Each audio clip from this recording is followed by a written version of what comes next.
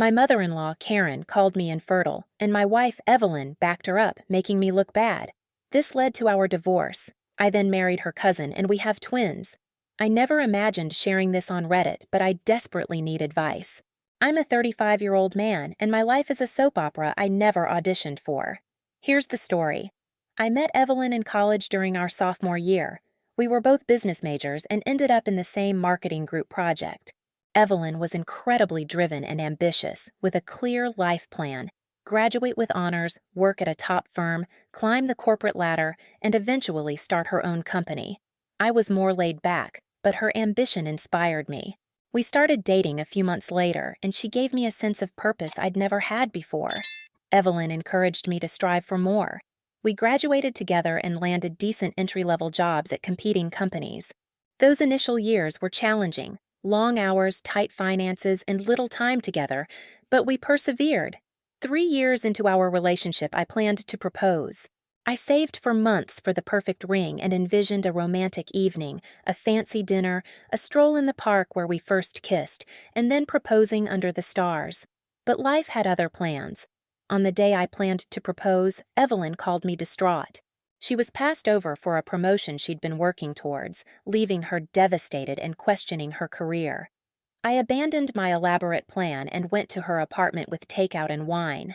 As we sat on her balcony, commiserating about the corporate world, I realized there was no better time. I proposed right there, amidst takeout containers and work clothes. She said yes, and for a fleeting moment, everything felt perfect. Wedding planning brought my first real clash with Karen. I'd met her before, but only briefly in group settings. Planning her only daughter's wedding revealed her true personality.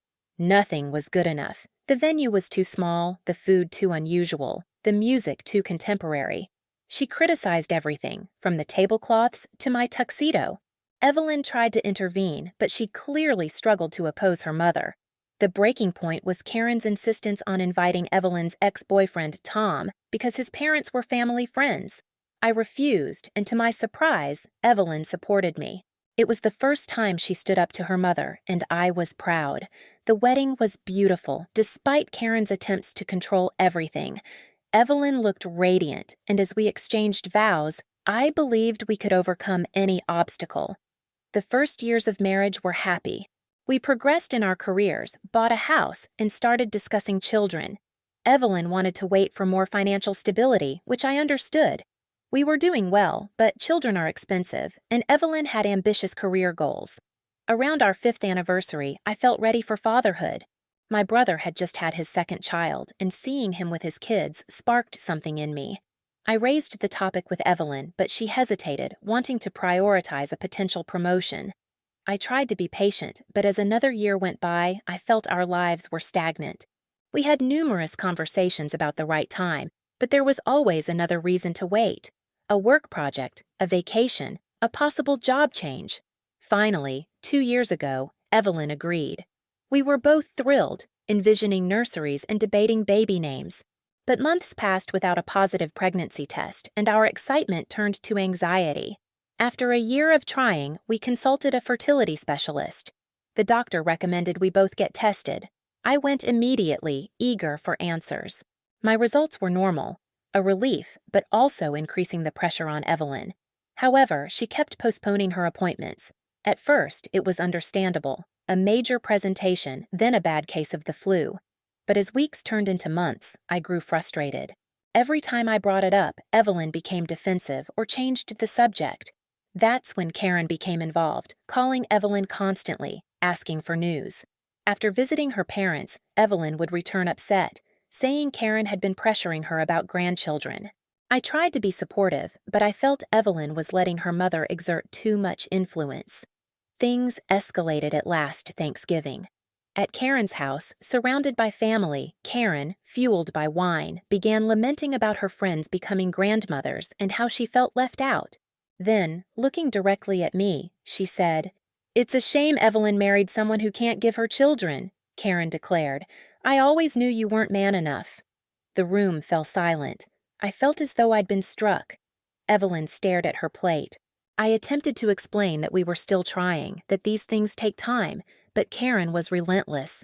She continued to insult my masculinity, suggesting Evelyn should have married Tom instead, claiming he at least came from good stock. I snapped. All the pent-up frustration of the past year erupted. I stood up and announced to everyone that I wasn't the issue. My fertility tests were normal. It was Evelyn who hadn't even bothered to get tested.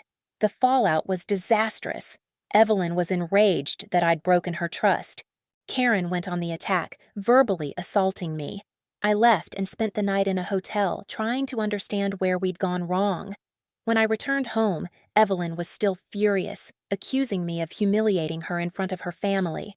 I tried to explain that I couldn't endure the blame and shame for something that wasn't my fault, but she wouldn't listen. Things have been strained ever since. Evelyn still refuses to get tested and is now giving me the silent treatment. Karen has been relentlessly calling and texting, demanding an apology. I blocked her number, but she finds new ways to harass me. I'm lost. I love Evelyn, but I'm beginning to question if we have the same life goals. I feel like I'm constantly tiptoeing to avoid upsetting her or provoking Karen. To complicate matters, Evelyn's cousin Emma contacted me yesterday. We've always been close. She's a few years younger and the family's black sheep, choosing to become a teacher instead of joining the family business like Evelyn. Emma said she overheard the Thanksgiving incident and wanted to check on me. We talked for hours. It was comforting to have someone on my side, someone who understood Karen's overbearing nature. Now I'm at a crossroads. Part of me wants to salvage my marriage, to help Evelyn see how toxic her relationship with her mother is. But another part of me wonders if it's time to move on. I'm 35 and want to be a father. I don't want to wake up at 45, bitter and childless, resenting Evelyn for denying me a family. I never thought I'd be in this situation. Any advice is appreciated. Was I wrong to defend myself? Should I have remained silent while Karen berated me? How can I make Evelyn understand that her mother's behavior is ruining our marriage? Update 1. A month has passed since my initial post, and a lot has changed. I'm grateful for everyone's advice and support. Your comments provided valuable perspective. After reading your responses, I realized I needed a serious discussion with Evelyn. I couldn't continue living in this state of unspoken tension and resentment. I took a day off work and asked Evelyn to do the same, so we could talk without distractions. That morning, I made Evelyn's favorite breakfast, blueberry pancakes with real maple syrup. It was a Sunday morning ritual in our early years, but we'd stopped making time for those small gestures. As we sat at the kitchen table, the familiar aroma of pancakes in the air, I felt a flicker of hope that we could reconnect. I began by apologizing for my Thanksgiving outburst. I explained that while I regretted how I handled it, I couldn't apologize for the underlying feelings. I told Evelyn how hurt I was by her silence, how I felt unsupported and blamed for something that wasn't my fault. To my surprise, Evelyn broke down. Through tears, she confessed that she'd been tested months ago and discovered she had fertility issues. She was terrified to tell me, fearing I would leave. She carried this secret for months, letting me believe she was procrastinating. I was shocked and hurt by her secrecy, but I tried to be understanding. I asked why she thought I'd leave her over this, and her answer devastated me. She said that growing up, her mother constantly emphasized that a woman's value was tied to her ability to bear children. Karen had ingrained in Evelyn the belief that if she couldn't give her husband children, he would inevitably leave her for someone who could. It was a revelation. So many of Evelyn's actions in the past year suddenly made sense. Her reluctance to get tested, her defensiveness about having children, her silence during her mother's attacks. It all stemmed from this deep-seated fear of inadequacy. We talked for hours that day, communicating openly in a way we hadn't in years. We agreed to start couples counseling to improve our communication and help Evelyn address the damaging beliefs instilled by her mother. We even began researching adoption and IVF, finally on the same page about our future. For a few weeks, things were improving. Our counseling sessions were productive, and Evelyn seemed more relaxed and happy. We were reconnecting, rediscovering the love lost beneath the stress and resentment. Then Karen interfered again. She somehow learned about Evelyn's fertility issues. I suspect Evelyn's sister, a known gossip, let it slip. Instead of supporting her daughter, Karen went on a rampage.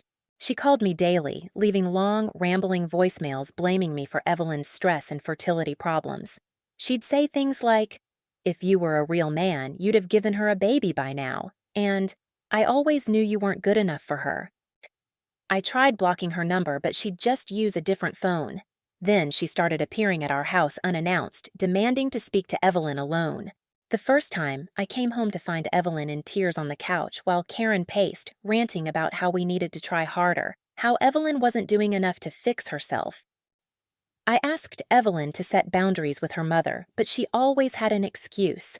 "That's just how Mom is," or "She's just worried about me." We were back to square one, with Evelyn unable to stand up to her mother and me feeling like an outsider in my own marriage. Things escalated last week.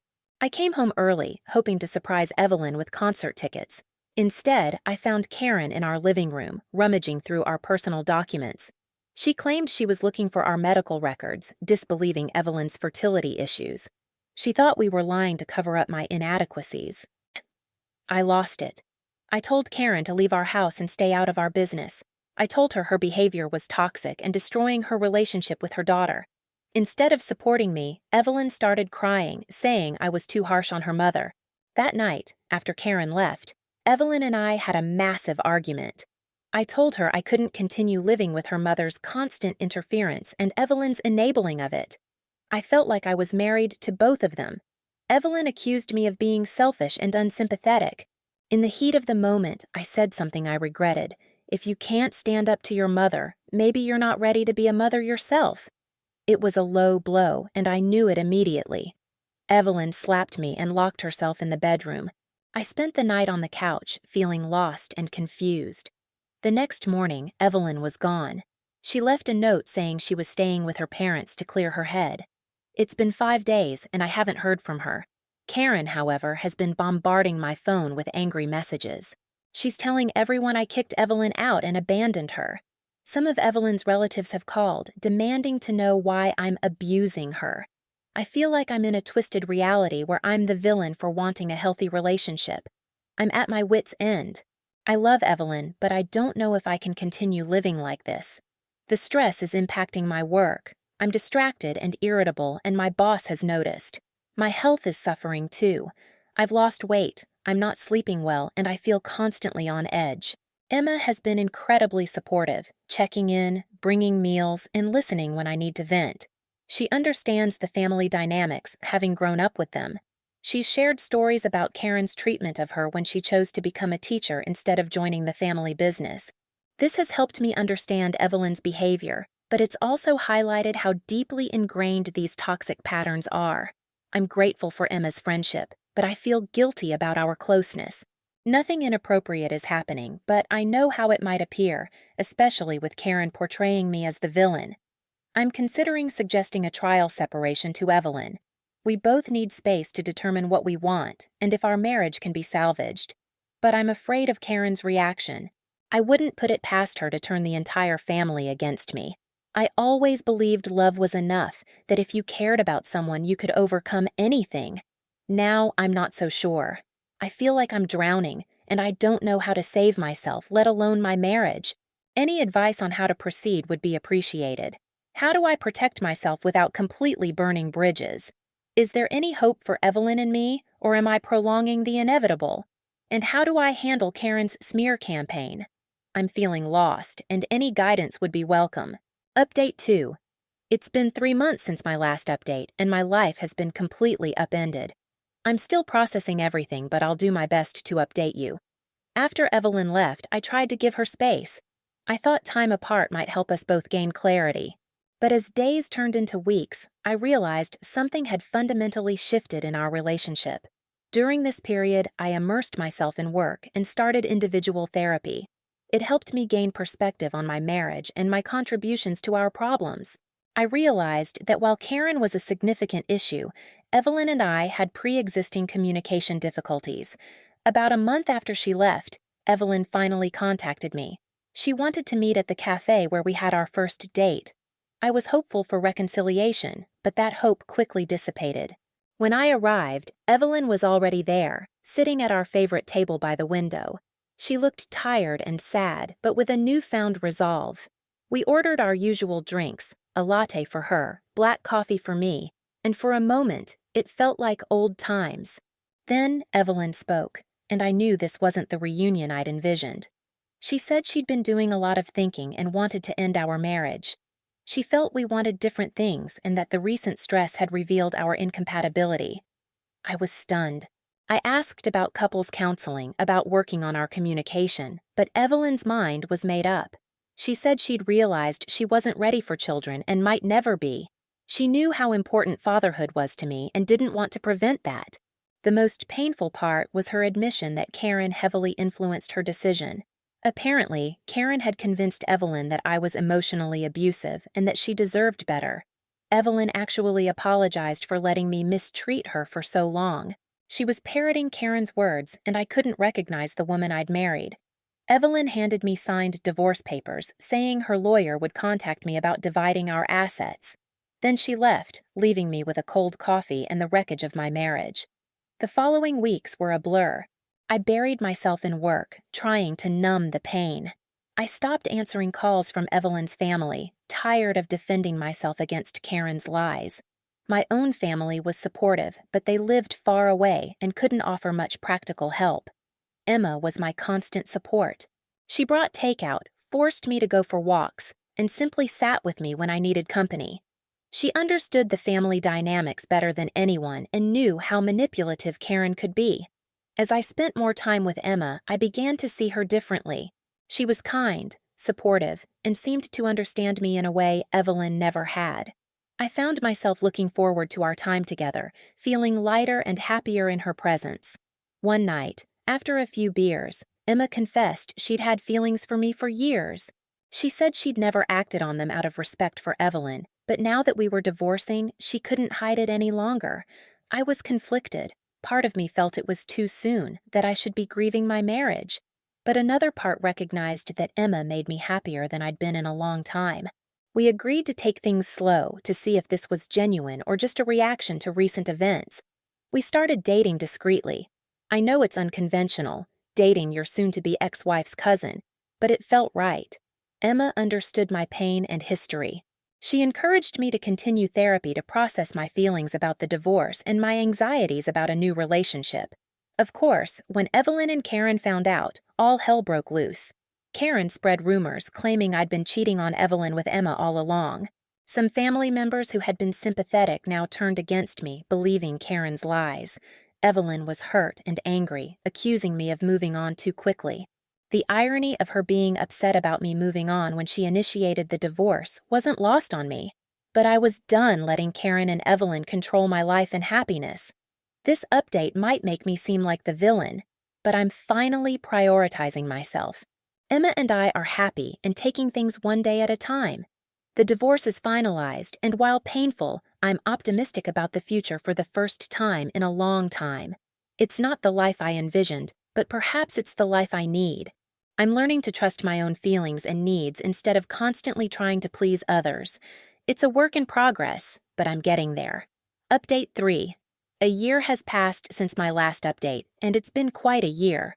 I never could have predicted this, but I'm happier than I've been in a long time. The divorce was finalized 6 months ago. It wasn't easy. Karen tried to contest it, claiming infidelity throughout the marriage. Fortunately, my lawyer disproved her allegations, and the judge saw through Karen's manipulations. We settled on a fair division of assets, and I kept the house. Emma and I are still together, and our relationship is stronger than ever. We moved in together 4 months ago, and it's been wonderful.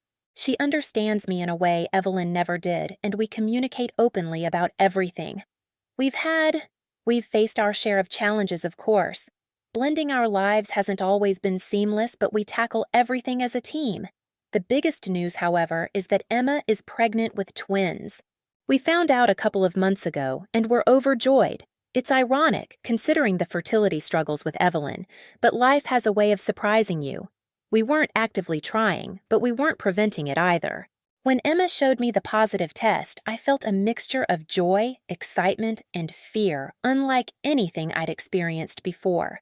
We're converting the spare room into a nursery, and Emma is devouring every parenting book she can find. I'm nervous about becoming a father, especially to twins, but also thrilled. Emma's calm confidence is reassuring.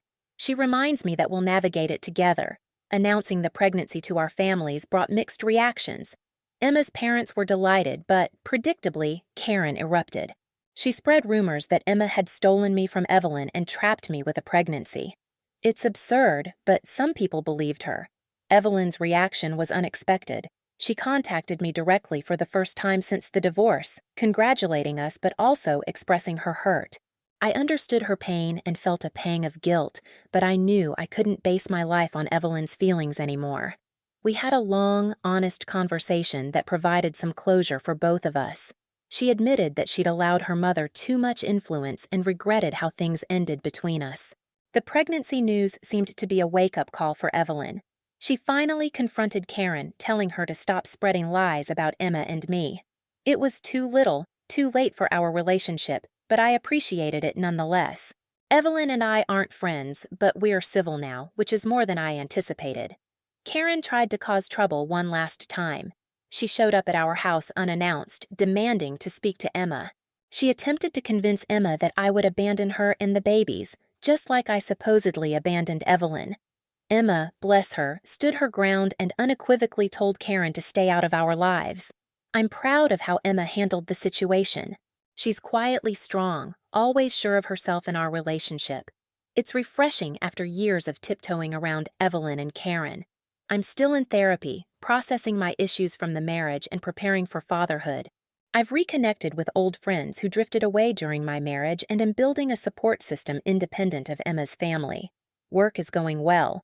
I received a promotion a few months ago, which is fortunate with the babies on the way. Emma is taking a year off from teaching after the twins are born, and my new salary will help us manage. Looking back, it's been a wild ride. There were times I thought my life was falling apart, but now I see it was just falling into place. Emma and I are excited to start our family, and I'm looking forward to this new chapter. This might not be the happy ending some expected, but it's my happy ending. Life doesn't always go according to plan, but sometimes the unexpected detours lead us exactly where we need to be. I'm grateful for the lessons I've learned, even the painful ones, and I'm looking forward to the future with hope and optimism.